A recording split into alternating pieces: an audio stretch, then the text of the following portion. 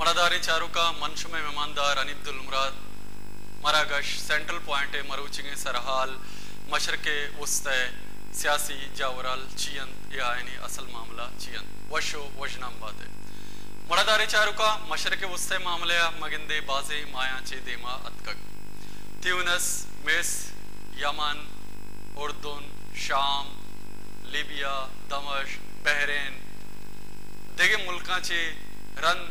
आलाता यक दिगे रंगे यक नोके रंगे बिंदात कुतक अवली रंगा ये इशत के मर्दुम अंचो समा कब के मर्दुम पुरुमेदा और मर्दुम यक बलाएं बदले कारगा और रास्ते भी हमेशा के मर्दुम वत दग्गानी सरा दरद कगे ता ओ आया ना यक बदलिए वस्ता अमा मर्दुमानी बदलिए वस्ता के चिल साले सीसी साले आ वती नेशनलिज्म नामे सरा अमुदा निश्तगा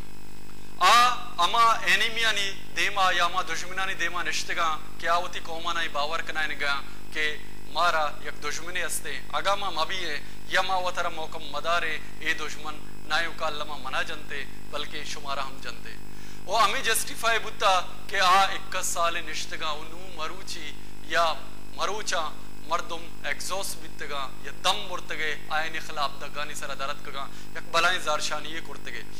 हमें वड़े जारशानी मा गिंदे मिसरा आजारशानिया यक रंगे अर्थ भले आजारशानी उसने मुबारके बदल कनगा रन मगिंदे अमा मर्दुमा आई जागे आरंग निंदारे नकबुता के आ अमेरिका रास्ते दस्ते मर्दुमा भले आवदे जावराला चेरन एदिगे मुल्का चेरन लीबिया बाज मुख्तलिफे या दिगे वड़े आलातानी दिमपाने लीबिया मगिंदे के शुरू वादे के आवदा मर्दुम दरद का आयाना वती जारशानी कुता वती अमा नगीगी अमा मुल्क के जावराला आ रिकॉर्ड करने की कोशिश कुता गुड़ा आवदा हुकूमती फोर्सेस आयन सरा फायर कुत अरक्सा दिस के तकरीबन 6000 बुर्ज मर्दुम आवदा जनक बुता अमा मर्दुम जनक बुतेगा के आ जारशानी कनगा बुतेगा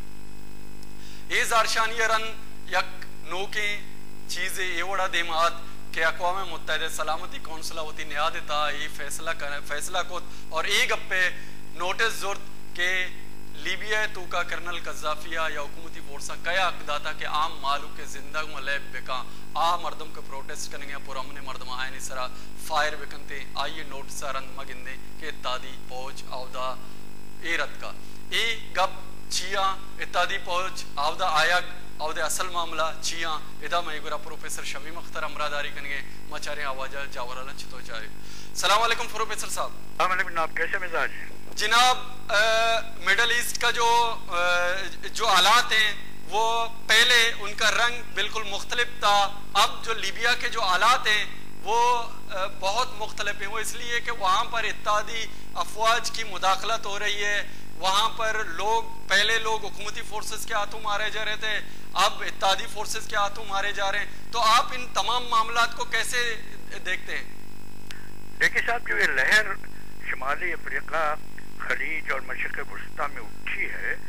तो इसमें हमें एक तारीखी तसलसल नज़र आता है और कुछ कदर मुश्तरक है और वैसे हर मुल्क के अपने मारूजी हालात के ताबे भी है, इस लिहाज से थोड़ा सा इख्तलाफ भी है हर मुल्क की सूरत हाल में, लिहाजा एक कुलिया सबके लिए वजह नहीं किया जा सकता। तो एक वक़्त मुश्तरक है उसका मैं जिक्र करूँगा। देखिए क़ज़ाफ़ी साहब वहाँ तकरीबन 42 साल से उपरा है और उन्होंने कोई इदारा कायम नहीं किया, वहाँ शख्सी हुकूमत है और उनकी हैसियत हमेशा मुतनाज़िया रही है। तो जहाँ तक के और इलाकों का ताल्लुक़ है, मसलन यमन है और बहरीन है, तो वहाँ भी शख्सी हुकूमत के ख़िलाफ़ अवाम उठ खड़े हुए हैं। तो वो इतनी चीज़ें चाहते हैं, जमहूरियत, आज़ादी और इंसानी हुकूक की बहाली, और इन तमाम का फकदान है। अब आप मुलाज़ा कीजिए कि ज़ैनुल आबिदीन बिन अली 23 साल से हुक्मरान थे और 30 साल से ज़्यादा हुस्नी मुबारक साहब और मुल्क पे दोनों मुल्कों में हंगामी हालात नाफिज थे। इसी तरह से यमन में 30 साल से ज़्यादा हुकूमत कर रहे हैं सालेह साहब और वहाँ कोई सियासी और जमहूरी अमल नहीं देखने में हमें आता। जहाँ तक क़ज़ाफ़ी साहब ताल्लुक़ है तो यहाँ तो कोई इदारा भी नहीं है, ये महज एक फ़र्द वाहिद हैं जिन्होंने अपने आप को कौम पर मुसल्लत कर रखा है। شروع میں ضرور انہوں نے کچھ اصلاحی کام کیے، ایک فلاحی مملکت قائم کی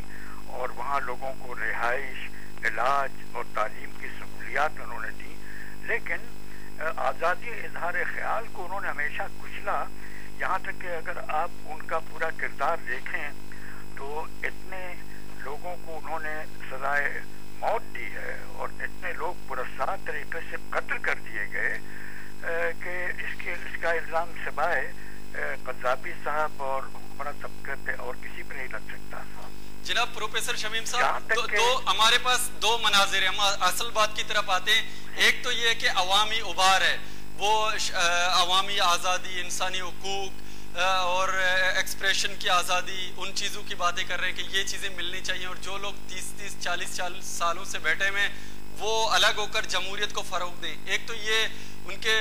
وہ ہیں مطالبے. دوسری طرف لیکن لیبیا میں دیکھ رہے ہیں کہ وہاں پر اتحادی افواج کی مداخلت ہے. تو اس کو آپ کس طرح کمپیئر کرتے ہیں کہ کیا سی آئی اے کے پیدا کردہ حالات ہیں یا مغرب کے پیدا کردہ حالات ہیں؟ نہیں، دیکھیے سی آئی اے کے اگر پیدا کردہ حالات ہوتے تو کسی ایک ملک میں ایک طبقہ شورش کرتا، اور عوامی شورش میں دیکھیں بڑی جان ہوتی ہے. جب لوگ سر سے کفن باندھ کے اٹھ کھڑے ہوتے ہیں تو ان کا ڈر نکل جاتا ہے. چانچہ آپ نے ٹیونس میں بھی دیکھا، مصر میں بھی دیکھا، بحرین میں بھی آپ دیکھ رہے ہیں. تو لیبیا میں دیکھیے جسے آپ مداخلت کہہ رہے ہیں، وہ دراصل اقوام متحدہ کے منشور کے مطابق کارروائی کی گئی ہے، اور اس منشور کے باب 7 دفعہ 39 سے 47 تک سلامتی کونسل کو اختیار حاصل ہے کہ اگر کوئی ریاست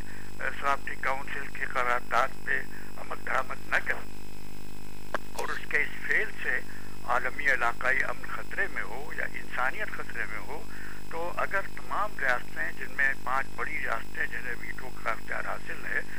اگر ایسی قرارداد منظور کرتی ہیں کہ ان کے خلاف فوجی کارروائی کی جائے یا پروازی خطہ قائم کر دیا جائے تاکہ وہ اپنے عوام کی نسل کشی نہ کریں، اس سے باز رہیں. آپ یہ دیکھیے کہ عرب لیگ نے ان سے سفارش کی تھی، اور عرب لیگ کے 2 ارکان یعنی قطر اور دوسرا متحدہ عرب امارات، ان کے علامتی طور پہ فضائی فوج بھی شامل ہے. تو اسے سلامتی کونسل اور دیکھیے روس نے حالانکہ اب مخالفت کر رہا ہے، روس اور چین اگر یہ اسے غلط سمجھتے تھے تو انہیں ویٹو لگا دینا چاہیے تھا. ان کی مخالفت کا سبب تو یہ ہے کہ انہیں یہ ڈر ہے کہ جس طرح سے زنجانگ میں چین میں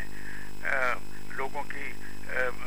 سرکوبی کی جا رہی ہے، انسانی حقوق کو پامال کیا جا رہا ہے، اور چچنیا میں اور داغستان میں جس طرح سے روس اپنے لوگوں کو ذبح کر رہا ہے، اسی طرح سے کشمیر میں ہندوستان نے دبا رکھا، کچل رکھا ہے. تو یہ تینوں ممالک آپ دیکھیں گے کہ سلامتی کونسل کی جو غیر پروازی خطے کے قیام کے سلسلے میں جو کارروائی کر رہے ہیں، یہ اس کی تنقید کر رہے ہیں. تو انہیں ڈر ہے کہ کہیں یہ اپنے ملکوں میں. پروفیسر شمیم صاحب، اس تنقید کے پیچھے کیا روس فرانس کے اوپر تنقید نہیں کر رہا؟ کیا فرانس وہ سمجھ رہا ہے کہ فرانس اتحادی فوج کے ذریعے وہاں پر مداخلت کر رہے، اپنی جو پرانی مداخلت تھی اس کو بحال رکھنا چاہ رہے ہیں؟ یہ سلامتی کونسل کی قرارداد ہے اور یہ قانون اور ضابطے کے عین مطابق ہے، اور قذافی صاحب کو موقع دیا گیا تھا. اب آپ یہ دیکھیے کہ اس کارروائی سے قبل تک 8000 لیبیائی باشندوں سے زیادہ کو وہ قتل کر چکے تھے. یہ بالکل مسلمہ بات ہے. اچھا، اب جو قذافی صاحب یہ پروپیگنڈا کر رہے ہیں کہ اتحادی قوتوں کی مداخلت سے شہری مارے جا رہے ہیں، تو اس کی تصدیق آزاد ذرائع سے نہیں ہوئی. بھائی وہاں ریڈ کراس کو آپ جانے دیں اور ریڈ کراس جا کے خود دریافت کر لے گی اعداد و شمار. تو یہ ایک طرفہ پروپیگنڈا ہے. تو قصور اصل میں قذافی صاحب کا آپ دیکھیے، جہاں تک کہ بڑی طاقتوں کا تعلق ہے تو ان کے عزائم جو بھی ہوں، اور میں نہیں سمجھتا کہ وہ کوئی طاقت جو ہے فی سبیل اللہ کوئی نیک کام کرتی ہے. پروفیسر صاحب لیکن ہم دیکھتے ہیں یا دوسری ریاست प्रोफेसर साहब यहाँ पर कज़ाफ़ी साहब जो क्लेम कर रहे हैं उसको देखते हैं, उसकी दावा में थोड़ी सी आवाज जान आपकी है। बहुत हल्की आ रही है, जरा आपकी आवाज बिल्कुल ठीक आ रही है। मैं ये कह रहा हूँ कि कर्नल कज़ाफ़ी का ये दावा के लोगों पर बमबारी की जा रही है। हम ये देख रहे हैं कि दूसरे शहरों पर बजाय इत्तेहादी फौज बिनगाजी में बमबारी की। बिनगाजी वो इलाका है जो पहले से ही कर्नल कज़ाफ़ी के मुखालिफ एरियाज हैं, तो इसमें कुछ फर्क नजर नहीं आ रहा। मैं करूँगा आपसे, आप जरा थोड़ी सी मैं समझता हूँ कि इब्हाम आपकी गुफ्तगू में है। बेनगाजी पे ज़रूर उनका कब्जा था बागियों का, लेकिन कज़ाफ़ी की फ़ौज ने उसका मुहासरा कर लिया था और उनकी मुदाफ़ियत कमज़ोर पड़ रही थी, इस वजह से कि वो तोपखाने का तो मुकाबला नहीं कर सकते और हवाई जहाज़ से बमबारी भी हो रही थी। इत्तेहादी अफवाज की मदाखलत से बंद हुई, तो इत्तेहादी अफवाज ने जो फौजें कज़ाफ़ी की जिन्होंने मुहासरा किया हुआ था उन पे उन्होंने हमला किया है। लेकिन टॉमहाक मिसाइल जो गिराए हैं, 120 मिसाइल गिराए गए, वो किन पे? हवाई अड्डों पे, उनके मिसाइल की बैटरी पे, उनकी तनसीबात पे, ताकि वहाँ से वो हमला न करें शहरियों पे। तो वहाँ बेनगाजी के इर्द गिर्द जो बमबारी हुई है तो उन अफवाज पे हुई है जिन्होंने उसका मुहासरा किया होता है। इसको तो आपने टेलीविजन पर भी देखा होगा। ये तो ऐसी बात है कि इसमें कोई दो राय हो ही नहीं सकती।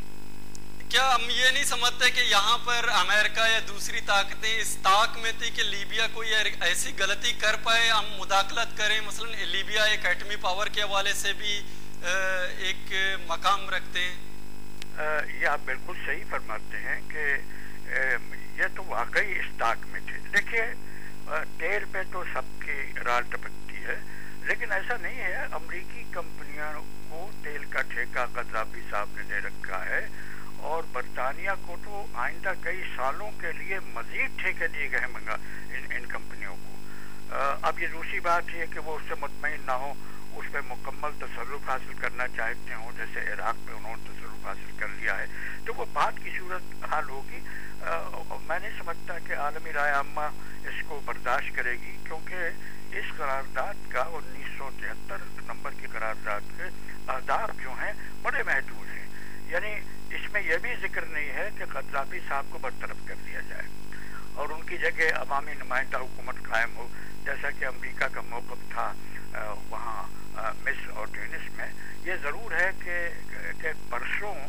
ओबामा साहब ने ये कहा कि एक बात तो तय है कि कज़ाफ़ी साहब को इक़्तिदार में नहीं होना चाहिए और इस मकसद के उसूल के लिए हम गैर फौजी ज़राए भी इस्तेमाल कर सकते हैं और उससे हमें ये मकसद हासिल हो सकता है। तो जिस तरह से मिस्र और ट्यूनिस में अवामी हुकूमत कायम हो गई, आपने देखा होगा कि लीबिया के कितने सफ़ीरों ने इस लड़ाई के बाद का ताल्लुक कर लिया और वो कहते हैं कि हम लीबिया रियासत के सफ़ीर हैं लेकिन कज़ाफ़ी हुकूमत को नहीं मानते हैं। यानी अक़वाम मुत्तहिदा के अंदर लीबिया के नायब सफ़ीर इब्राहिम दबार साहब, उन्होंने कहा कि हम तो कज़ाफ़ी साहब की बरतरफी का मुतालबा करते हैं और आखिर बैनुल-अक़वामी साजिश में ताख़ीर क्यों कर रही है? क्या ये उस वक्त मुदाखलत करेंगे जब लीबिया कब्रिस्तान बन जाएगा? अब आप देखें कि इंसानी ज़िंदगी से ज़्यादा मोहतरम तो कोई शय नहीं होती और मैं ये मानने के लिए तैयार नहीं हूँ कि अवाम जिस तरह से कज़ाफ़ी के ख़िलाफ़ उठ खड़े हो सकते हैं, तो अगर मग़रबी ताकतों ने वहाँ ज़मीनी हमला करके कब्ज़ा करना चाहा तो आप यकीन जानिए वही लोग जो आज अमेरिका को जिन्होंने दावत दी है मुदाखलत की अपनी जान बचाने के लिए, यही लोग उठ खड़े होंगे और उसी तरह की मज़ाहमत शुरू होगी जिस तरह अफ़गानिस्तान और इराक़ में हुई। क्या आप समझते हैं कि लीबियन जो सरकार है कर्नल कज़ाफ़ी की क़यादत में, वो दोबारा लीबियन नेशनलिज्म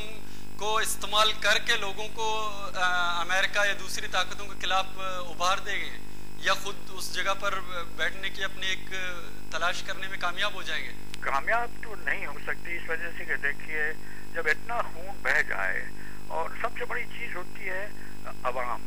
जब अवाम उठ खड़े हों, ये हो सकता है कि लीबिया तकसीम हो जाए। यानी अगर कज़ाफ़ी साहब का